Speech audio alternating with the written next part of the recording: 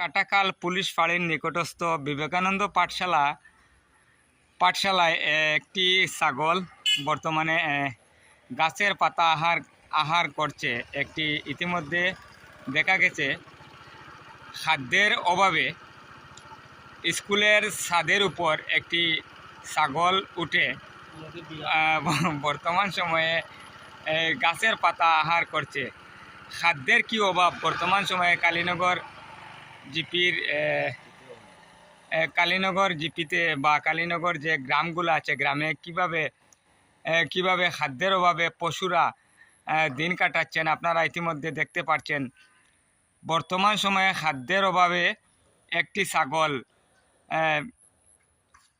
তার জীবনের ঝুঁকি নিয়ে বর্তমানে 6 থেকে 8 ফুট উঁচুতে বর্তমানে ছাগলটি কিভাবে উঠেছে জানা নেই। থাকে সেই ছাগলটি বর্তমান সময়ে গাছের পাতা আহার করছে একটি স্কুলের একটি ছাদের উপরে।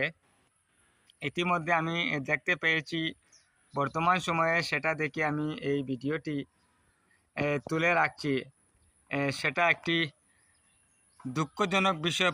পশু খাদ্যের কীভাবে অভাব হয়েছে কালীনগর জিপির গ্রামগুলাতে বর্তমানে আপনাদের সম্মুখে আমি তুলে ধরছি। এত উপরে পেটের ক্ষুধায় এত উপরে উঠে ছাগল বর্তমানে নিজের ছাগলের খাদ্য গাছের পাতা টিনের উপর, এই স্কুলের টিনের উপর যে পাতা চাতা পড়েছে সেগুলি বর্তমানে ছাগলে খেতে দেখা গেছে। ছাগল একটা উঠছে স্কুলের টিনের উপরে উঠিয়া ছাগলগুলা খাইতো কিনা, গাছ নাই কিচ্ছু নাই, স্কুলের টিনের উপরে উঠিয়া গাছের পাতা খায়। আর গরুগুলা খাইয়া বাস্তা কিনা, গরুগুলা তো কোনো কিচ্ছু নাই বর্তমানে।